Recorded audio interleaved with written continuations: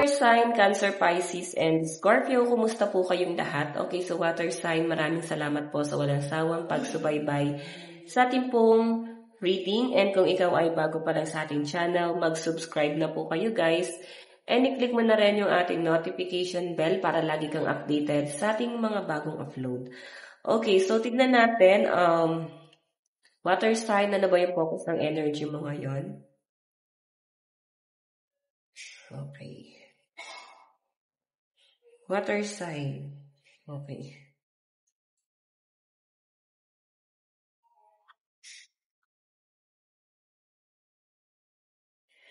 So guys, meron tayong balance. Ayan. So nakakatuwa water sign kasi nagiging balance na yung energy mo. Hindi kagaya dati na parang naguguluhan ka pa sa isang sitwasyon. Sobrang gulong-gulo ka na. So ayan guys, meron tayong balance. Basahin natin.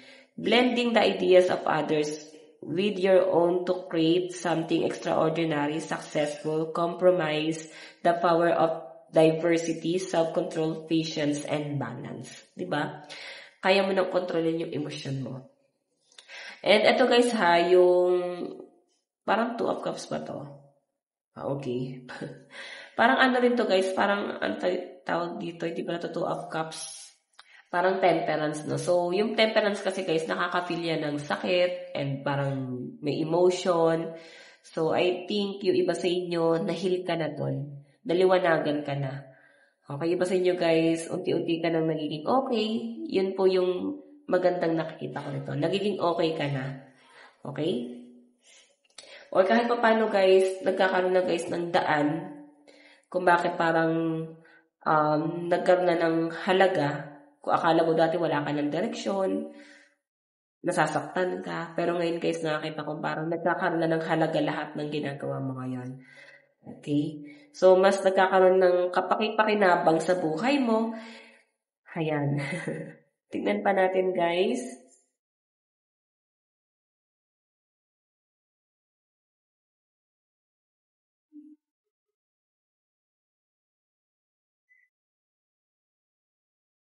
Meron tayong strength.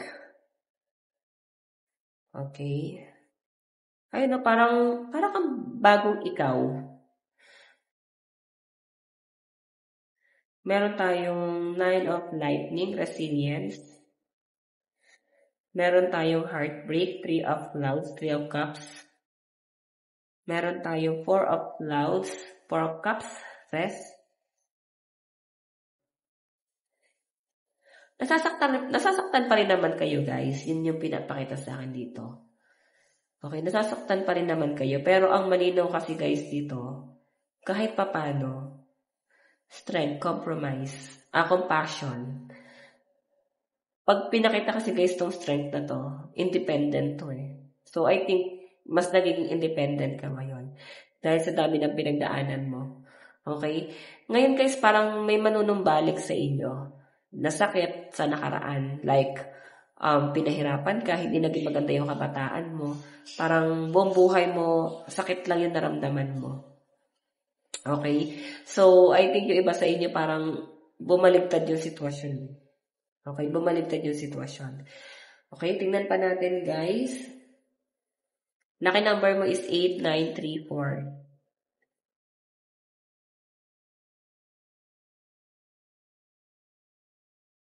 Ayan.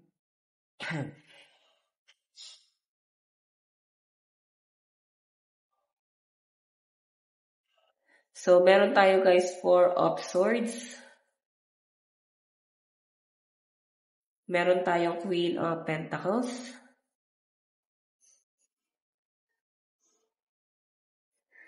Meron tayong 9 of Wands. Meron tayong 9 of Swords. Okay. So, water sign sa pinapakita sa akin, stuck ka sa isang bagay pero pinipilit mong maging malakas. Magpakatatag ngayon. Meron kang pinapractice, parang meron kang inaaral, and parang confident ka dun sa bagay na parang matututunan mo rin tong bagay na to. Yun yung napifeel ko sa inyo, guys. Okay? So, meron tayo, guys, resilience and Queen of Pentacles. Nine of Lightning, Nine of Wands. So, actually guys, yung iba sa inyo pwedeng meron kang hobby rito, no? Meron kang dapat tapusin. And parang, ano ba to, natatapos mo siya pag nakikinig ka ng music. Kumbaga parang nalilibang ka habang ginagawa mo yun. Yun yung malinaw na pinapakita sa akin. So, I think yung iba sa inyo maagang matatapos yung mga trabaho mo ngayon. Heartbreak, ayan, 10 of Wands. Pagod na yung iba sa inyo guys, no? Water sign. Ang dami siguro guys, bagahe na dala-dala dito na parang kailangan mo nang i-let go. Ito, dala-dala mo siya. So, I think kayo sa loob lang to ng tahanan, may mga bagay kang tinatago muna. Or iniisang tabi mo na para hindi ka guys maapektuhan dun sa bagay na yun. So, kung ano man tong tinabi mo muna, hindi naman guys tuluyang kakalimutan. Itinabi mo lang siya hanggang sa mag-heal ka. So, ikaw mismo tinutulungan mo yung sarili mo na wag ma-attach dun sa bagay na yon. Okay? So, meron tayo guys, Four of Clouds, rest. Wag ka nang pa guys, maguluhan. Nakikita ko guys, naguguluhan ka pa rito kung magpapahinga ka pa or gagawin mo na lahat ng gagawin mo. Or pwedeng sa ano to guys, trauma mo.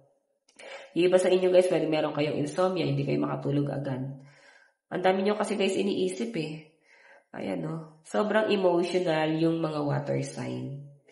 Sa dami ng iniisip nyo ngayon, yun yung nagiging dahilan kung hindi ka nakakatulog. So, kung may gawain ka pa kinabukasan, guys, sobrang ngarag ka. Kahit nakahiga ka lang naman, guys, buong gabi, hindi ka naman, guys, nakatulog.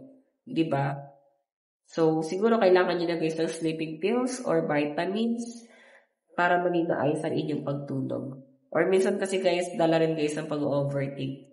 Kung ba't hirap kayong matulog. At by, meron tayong attend to the details. Ayan. Manghingi ng tulong guys no, kung hindi mo na kaya yung isang bagay. Huwag mo daw pasanin lahat. Okay? And mag-relax ka. Water sign, ito lang naman po ang inyong reading. Bukas po ulit. God bless and love you all. Bye-bye po.